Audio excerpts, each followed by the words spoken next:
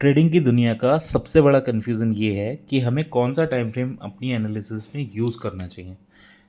इसका जवाब बहुत ही आसान है। आप जो भी ट्रेड लेते हो, उसे जितने समय तक होल्ड करते हो, बस हमें उतना ही बड़ा टाइम फ्रेम अपनी ट्रेडिंग में यूज़ करना चाहिए। मेजरली हमें अपनी ट्रेडिंग स्टाइल जैसे कि हम स्विंग ट्रेड करते हैं, इंट्राडे ट्रेड करते हैं या ऑप्शन इंट्राडे ट्रेड लेते हैं, में 2 प्रकार के टाइम फ्रेम का यूज़ करना चाहिए। पहला बड़ा टाइम फ्रेम होता है, दूसरा छोटा टाइम फ्रेम। बड़ा टाइम फ्रेम में हमें अपनी टेक्निकल एनालिसिस करनी चाहिए और छोटे टाइम फ्रेम में हमें अपने एग्जीक्यूशन करना चाहिए। तो आप सिंपली इस बात को याद रखिए कि बड़ा टाइम फ्रेम एनालिसिस के लिए, छोटा टाइम फ्रेम एग्जीक्यूशन। अब हम आपको चार्ट पे लेके चलते हैं और बताते हैं कि कैसे टाइम फ्रेम सही तरीके से यूज़ किया जाता है। एग्जांपल के लिए हम निफ्टी 50 का चार्ट लेते हैं और इंट्राडे ट्रेड के लिए पहले हम 1 घंटा टाइम फ्रेम और सब पर सपोर्ट रेजिस्टेंस ड्रॉ कर लेते हैं। फिर बेसिक जो स्ट्रेटजी होती है सपोर्ट रेजिस्टेंस की, उससे एनालाइज। तो यहाँ पे पहले मैंने 1 आवर का टाइम फ्रेम यूज़ कर लिया है, मतलब उसके बाद यहाँ पर कुछ ड्राइंग पहले से है, इसको मैं ये मेरा हो गया 1 आवर का टाइम फ्रेम मैंने सेट कर दिया है, जैसा कि आपको दिख रहा है स्क्रीन पे। निफ्टी 50 का चार्ट है ये।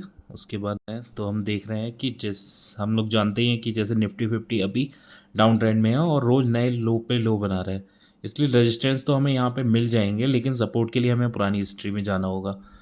तो पुरानी हिस्ट्री मतलब इनके परदादा ने जो काम करे हैं उनको हमें देखना पड़ेगा कि कहाँ पे इनके परदादा ने हमारा सपोर्ट बनाया। आवर टाइम फ्रेम में इसकी हिस्ट्री को चेक करने जाते हैं। हिस्ट्री चेक करने के लिए हमें पीछे जाना पड़ेगा बहुत ज़्यादा।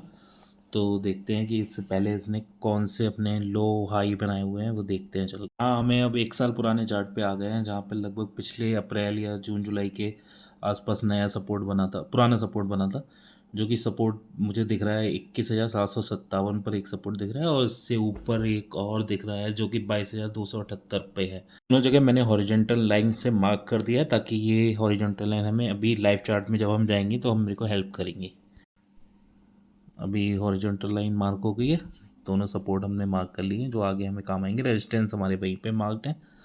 अब हम जो है इसको 1 आवर टाइम फ्रेम को हम वहीं लाइव चार्ट पर आते हैं। चलिए तो चलते हैं, हम लोग लाइव चार्ट पे चल रहे हैं। अभी काफ़ी पीछे आ गए थे क्योंकि हमें सपोर्ट नहीं मिला था। अब हम सपोर्ट को देख मार्क करके आगे लाइव चार्ट पे आ गए और यहाँ देखिए लाइव चार्ट पे हमारी 4 लाइनें ड्रॉ हो गई हैं, 2 सपोर्ट और 2 रेजिस्टेंस, नीचे वाले 2 सपोर्ट, ऊपर वाले 2 रेजिस्टेंस। ठीक है, अब हम इसको स्विच कर देंगे 5 मिनट के टाइम फ्रेम पे, ताकि हमें एग्जीक्यूशन करने में आसानी हो जाए।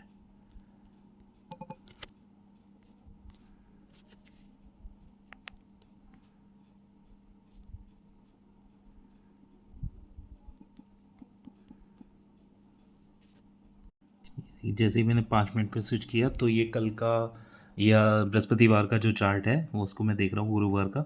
2 तारीख को एक 5 मिनट की कैंडल पहली आती है और हमारे सपोर्ट को तोड़ के नीचे की तरफ जाती है, पर फिर उसको रिटेस्ट करती है और करीब 1 से 1.5 घंटा, 2 घंटे, करीब 12 बजे तक, मतलब 9:15 से 12 बजे तक ये टाइम पास करती है और एक भी कोई बड़ी लाल कैंडल नीचे की तरफ नहीं देती है, जिससे सपोर्ट को तोड़ेगा तो वो नीचे वाले सपोर्ट पे आएगा। लेकिन ये सपोर्ट तो टूट ही नहीं रहा है, तो इसका मतलब है ये वापस ऊपर आ जाएगा थोड़ी देर में। अब हम 5 मिनट की कैंडल पर देखते हैं कि 12 बज के